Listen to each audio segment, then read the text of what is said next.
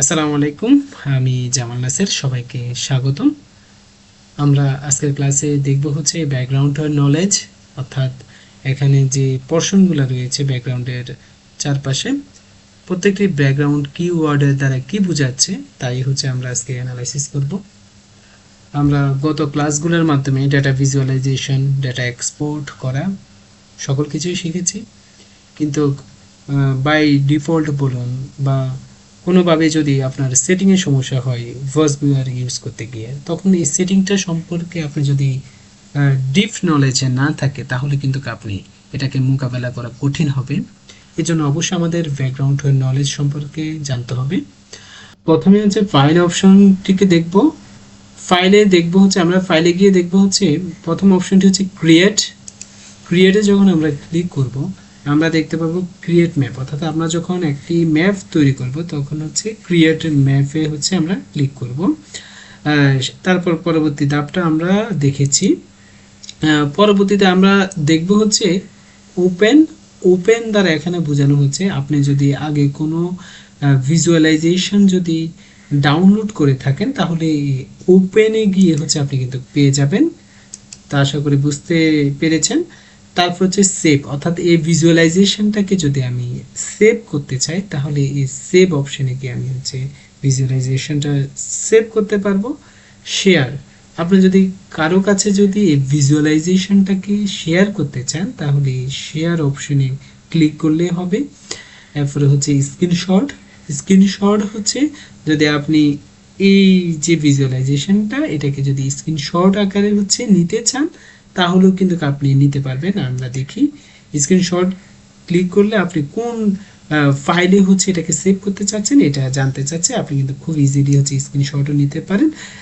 Save আর স্ক্রিনশটের মধ্যে হচ্ছে পার্থক্যটা হচ্ছে সেভ হচ্ছে আপনি চাইলে এই বস ভিউয়ারে হচ্ছে সেভ করে রাখতে পারবেন, কিন্তু যখন আপনি স্ক্রিনশট নেবেন তখন কিন্তু এটা আপনার হচ্ছে বস ভিউয়ারে সেভ হবে না।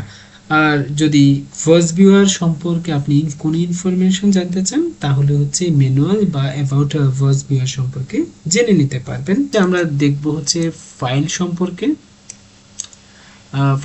যদি আমরা দেখি, প্রথমে আমরা এখানে দেখতে পাবো হচ্ছে নরমালাইজেশন।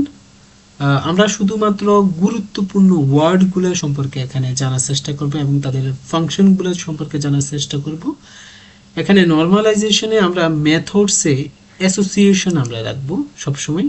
এটা হচ্ছে বাই ডিফল্ট হচ্ছে অ্যাসোসিয়েশন স্ট্রেংথ থাকে, আমরা অ্যাসোসিয়েশন স্ট্রেংথ ক্লিক করব। তারপর লেআউটে আমরা বাই ডিফল্ট যেটাই থাকে ইউজ ডিফল্ট ভ্যালুজ আমরা রেখে দেব, এগুলো কিছুই আমরা ধরবো না। এখানে আমরা যেটা নিয়ে কাজ করতে হবে এটা হচ্ছে রেজুলেশন মিনস, অর্থাৎ মনে করুন হচ্ছে আপনি যদি এখানে ক্লাস্টার যদি দেখেন, এখানে একটা ক্লাস্টার, এখানে একটা ক্লাস্টার, এখানে একটা ক্লাস্টার, এখানে এই পোর্শনে একটা ক্লাস্টার আমরা দেখতে পাচ্ছি। আপনার যদি মনে হয় যে আপনার ভিজুয়ালাইজেশনে অনেক বেশি ক্লাস্টার হয়ে গিয়েছে তখন আপনি যদি রেজুলেশনটা একটু কমিয়ে দেন, অর্থাৎ এখন তো 2 হয়েছে, আপনি যদি 1 করে দেন তাহলে দেখবেন হচ্ছে এখানে কয়েকটা ক্লাস্টার হচ্ছে কমে যাবে। তাহলে এটা কিন্তু খুবই গুরুত্বপূর্ণ। যদি মনে হয় যে অনেকগুলা ক্লাস্টার তৈরি হয়েছে, হিজিবিজি মনে হচ্ছে, তখন আপনি চাইলে কিন্তু ক্লাস্টার কমিয়ে দিতে পারেন। তখন হচ্ছে রেজুলেশন কমিয়ে দিতে হবে, তখনই কমে যাবে। তারপর আমরা দেখব হচ্ছে মিনিমাম ক্লাস্টার সাইজ আমরা 1-এ রাখবো, এটা বাই ডিফল্ট হচ্ছে 1-এ রাখার চেষ্টা করব। পরবর্তীতে আমরা এখানে দেখব হচ্ছে রোটেট। আমরা যদি এই ভিজুয়ালাইজেশনটাকে যদি রোটেট করতে চাই তাহলে কিন্তু আমরা এই রোটেট অপশনটিকে ক্লিক করলে হবে। দেখুন রোটেট অপশনটিকে ক্লিক করলে ভিজুয়ালাইজেশনটির পজিশন চেঞ্জ হয়ে যাচ্ছে। আপনি চাইলে এখানে আমরা দেখতে পাচ্ছি যে ডিগ্রিওটা চেঞ্জ করতে পারবেন, 90 ডিগ্রি 180 ডিগ্রি অ্যাঙ্গেলও আপনি চাইলে চেঞ্জ করতে পারবেন। তারপর আমরা দেখতে পাচ্ছি হচ্ছে এটাকে যদি হরিজন্টালি নিতে চান তাহলে আমরা হরিজন্টালি ক্লিক করব, হরিজন্টালি চেঞ্জ হচ্ছে। তারপর ভার্টিক্যালি চেঞ্জ করতে হলে ভার্টিক্যালি অপশনে ক্লিক করলে কিন্তু হয়ে যাচ্ছে। তারপর আমরা দেখতে পাচ্ছি হচ্ছে নেটওয়ার্ক ভিজুয়ালাইজেশন, একটু উপরের দিকে যদি আমরা ক্লিক করি, নেটওয়ার্ক ভিজুয়ালাইজেশন, ওভারলে ভিজুয়ালাইজেশন এবং হচ্ছে ডেনসিটি ভিজুয়ালাইজেশন। আমরা নেটওয়ার্ক ভিজুয়ালাইজেশনের মাধ্যমে আমরা শিখি হচ্ছে যে আপনাদের কোরিলেশন, অর্থাৎ যদি এটা অথর হয় বা কিওয়ার্ড হয়, কে কাকে বেশি সাইটেশন করে বা কাদের মধ্যে হচ্ছে রিলেশন বেশি এবং কোলাবোরেশন বেশি, আমরা কিন্তু ইজিলি হচ্ছে নেটওয়ার্কে ভিজুয়ালাইজেশনের মাধ্যমে আমরা জানতে পারি। ওভারলে ভিজুয়ালাইজেশনের মাধ্যমে আমরা হচ্ছে এই মনে করেন এই পেপারগুলা কখন হচ্ছে প্রকাশিত হয়েছে বা এই পাবলিকেশনগুলো কখন প্রকাশিত হয়েছে বা এই গ্রিন কালারের পাবলিকেশনগুলো কখন প্রকাশিত হয়েছে, এটা কিন্তু আমরা ওভারলে ভিজুয়ালাইজেশন দ্বারা সহজেই এজ আইডেন্টিফাই করতে পারি। ডেনসিটি ভিজুয়ালাইজেশন দ্বারা আমরা হচ্ছে মনে করুন হচ্ছে মানে কোন ফিল্ডটা, এখানে একটা ফিল্ডের কিন্তু বিভিন্ন পোরশন থাকে যারা হচ্ছে ডমিনেন্ট করে, আমরা কিন্তু ডমিনেন্ট ফিল্ডটি ডেনসিটি ভিজুয়ালাইজেশনের মাধ্যমে কিন্তু সহজে আইডেন্টিফাই করতে পারি। এই তো আমরা দেখতে পাচ্ছি যে ডেনসিটি ভিজুয়ালাইজেশন এবং ওভারলে ভিজুয়ালাইজেশনের মাধ্যমে আমরা কিন্তু রিসেন্ট ওয়ার্ক সম্পর্কে জানতে পারি।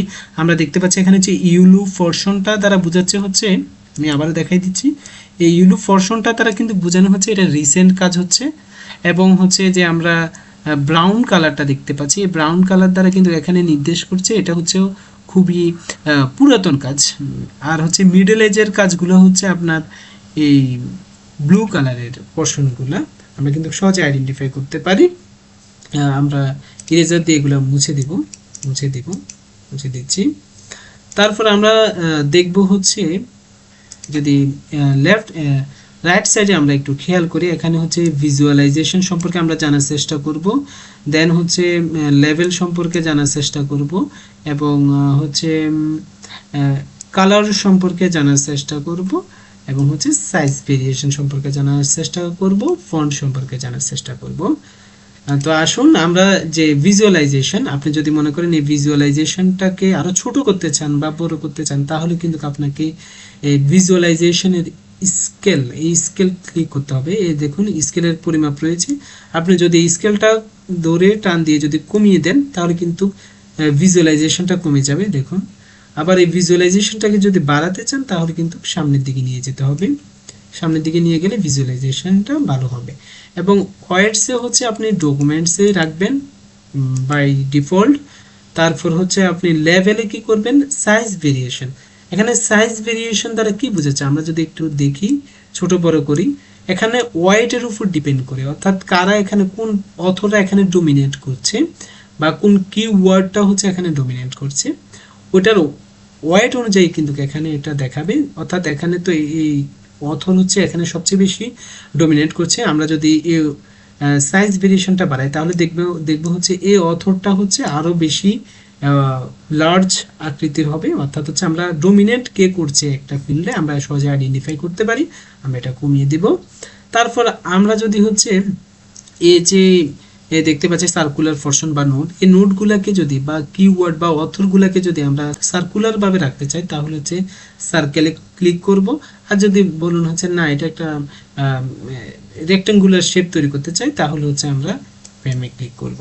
দেখুন সার্কুলার পোরশন হয়ে গিয়েছে, এখানে হচ্ছে রেক্ট্যাঙ্গুলার, আপনার হচ্ছে যেটাই পছন্দ হয় সেটাই রাখতে পারেন। আমি হচ্ছে সার্কুলারে ক্লিক করে দিচ্ছি।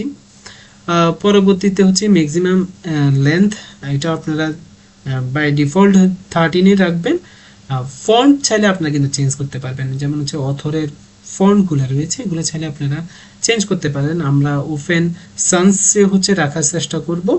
তারপর আমরা দেখতে পাচ্ছি হচ্ছে লাইন সাইজ ভেরিয়েশন, অর্থাৎ লাইনগুলো হচ্ছে কোনগুলোকে নির্দেশ করে, এই যে আপনারা দেখতে পাচ্ছেন নেটওয়ার্ক, এই নেটওয়ার্কগুলোর সাইজ কিন্তু আমরা চাইলে মানে বেশি মোটা করতে পারি, থিকনেস করতে পারি বা থিক করতে পারি। আমরা চাইলে একটু ক্লিক করলেই বুঝতে পারবো। আমরা যদি একটু বাড়িয়ে দিই তাহলে দেখবেন হচ্ছে এটা আরো বেশি গাঢ় হবে মানে থিকনেস, আর যদি একটু কমিয়ে দিই মাঝামাঝি রাখি তাহলে মোটামুটি অন এভারেজ যেটা থাকে সেটাই থাকবে।